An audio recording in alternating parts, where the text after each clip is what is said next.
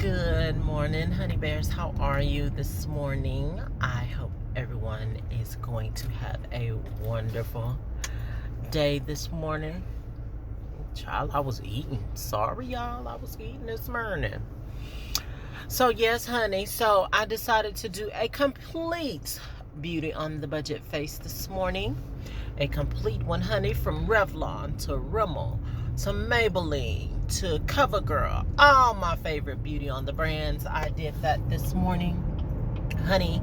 So, Elf, honey, I can't forget Elf, honey, because that is the build-up, honey. She is the foundation, honey, to getting this zhuzh going on this morning. So, you guys, of course, all of my beauty on the budget products that I used on this morning, they will be at the bottom in the description of this video. So I hope you guys take a look at that. My face is looking cute this morning, honey. Yeah, she is looking cute, honey. Feel it, honey. Yes. But can we talk, as Wendy Williams would say, can we talk, honey? Can we have a red cup conversation this morning? Yes, that is a little takeoff of Miss Jada and her red table talk, honey. We're going to have a red cup conversation. So,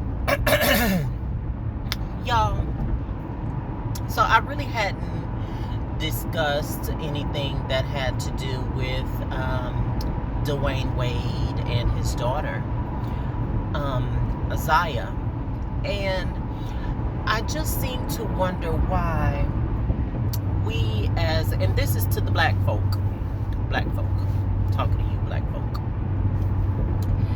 why is it that black people have such a hang up when it comes to gender and sexuality? And the reason why I say that, I have known that something has been different about me ever since I was a little kid. I can remember probably 5 or 6, and I will always remember this one instance in general where I probably was about 5 or 6 maybe. I probably was about 5 though, and I was at my grandmother's house. It was me and my one of my sisters. Both, I have 2 sisters. Both of them are older than me. I have a younger brother. And we were at my grandmother's house, and both me and my sister were outside. She lived in a duplex, so it was a lady next door that lived next door to us, Miss Annie Mae. She was a very nice lady, Miss Annie Mae. She was so nice, and she had a granddaughter, and my sister and her granddaughter were 2 peas in a pod at that time. So, you know, they were always, you know, whenever we were at my grandmother's house and she was at her grandmother's house, we would, you know, as kids do in the early 80s, we played outside, blah, blah, blah, blah, blah. I'll never forget, we were outside on the porch one day, and she had brought her dolls out, and her and my sister were playing with the dolls, and I started playing with the dolls too.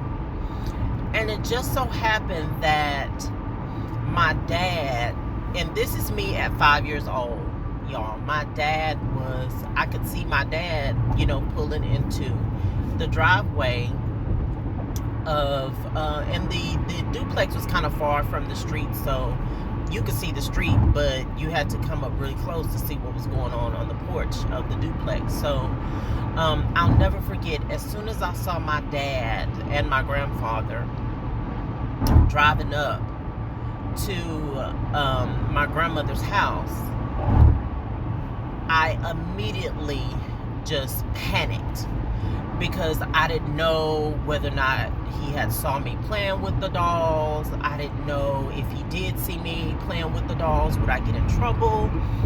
You know, would I, you know, what would happen to me? And this is 5-year-old me thinking about this. I mean, you know, and I'm not saying that to say that my dad was a bad person. No, I'm not saying that at all. My dad means the world to me. Not saying that at all. But I just grew up different. First of all, I grew up in a very Christian household. I grew up a Jehovah's Witness, so they didn't play that. So for me, growing up, it was very hard and it was very difficult for me growing up, and it really had a significant effect on me in middle school. I was tortured, you guys, in middle school. Middle school was worse for me than high school was. You know, in middle school, you're actually going through, you know, I was really the ugly duckling, y'all, in middle school. I was the ugly, like, I mean, hence the beautiful swan, honey. But I was the ugly duckling, in all seriousness. And it was hard for me, especially going through that. I was always the smallest kid.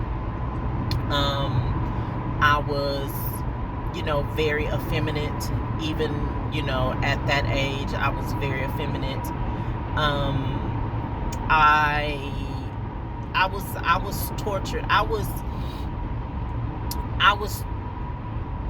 so traumatized by middle school that when it came to me going to high school, I maneuvered away to, just so I wouldn't have to deal with those people that my middle school filtered, the high school that my middle school filtered into, just so that I didn't have to go to that school. And I've never told this before, I maneuvered away to go to a magnet school all the way across town, excuse me, just so I wouldn't have to deal with those people that, or those boys that tortured me. And I mean, they did a number on me. Excuse me, I got a frog in my throat this morning.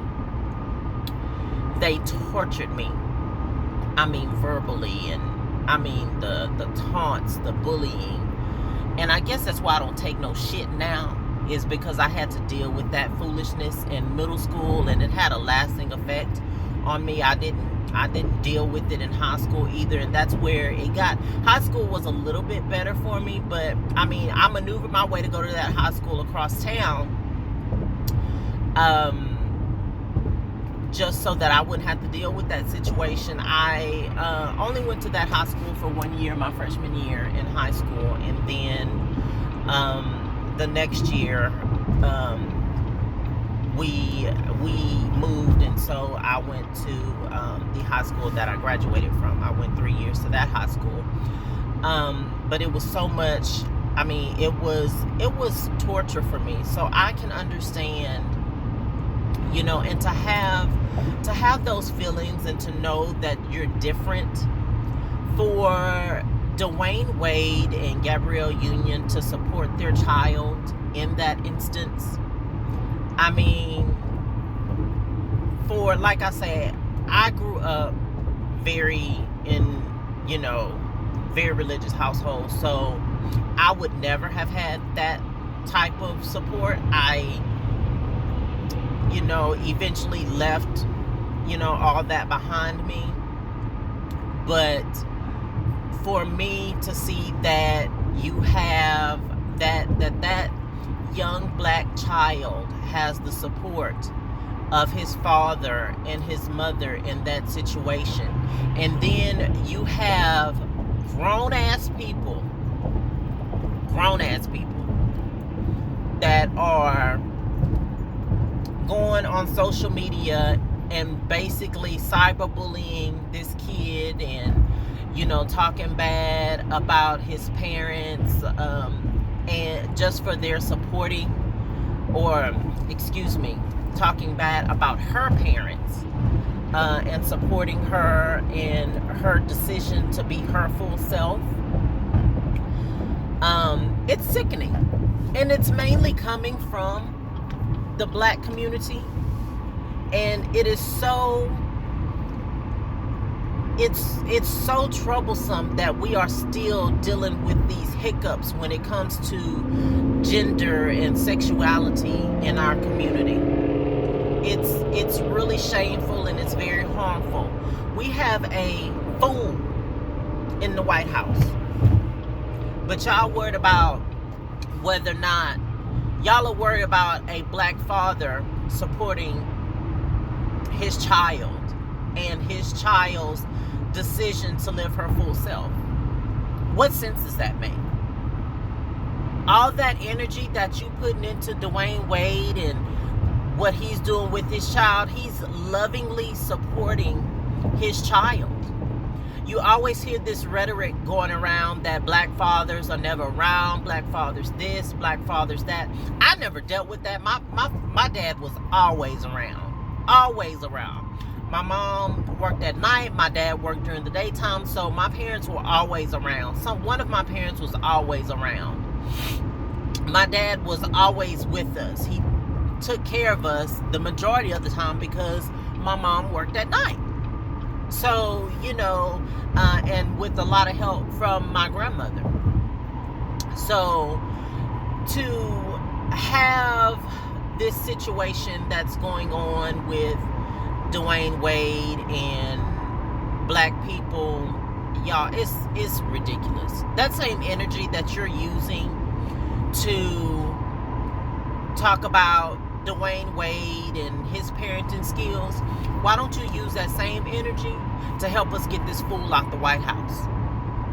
Because y'all, our democracy is at stake, and we do not have the, what's the word I'm looking for? We do not have the privilege to kick anybody out of the black community unless you upholding white supremacy. Let me preface that with that. So all the Candace Owenses and the Clarence Thomases and the Tim Scotts and all y'all, nah, we can do without y'all. The Kanye West too. We can do without y'all. We can do without y'all. All y'all that's upholding white supremacy, we can do without y'all. But we don't have the privilege to not shower each other with brotherly and sisterly love. So I say that to say this, y'all quit it. Quit it.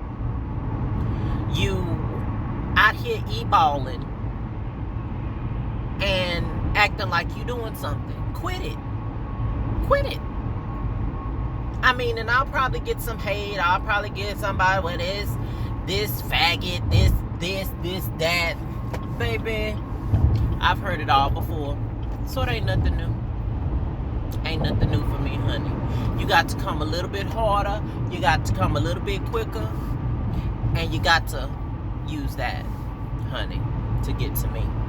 So I hope you all have a wonderful day. You all have a blessed day.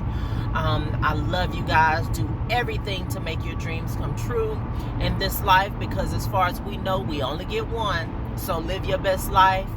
And I will catch all of you on the flip side. Make sure to subscribe to my channel, like my videos, click the bell for notifications so that you can see when I put up a new video, honeys. So I love you guys, and I'll catch y'all on the flip side. Love you.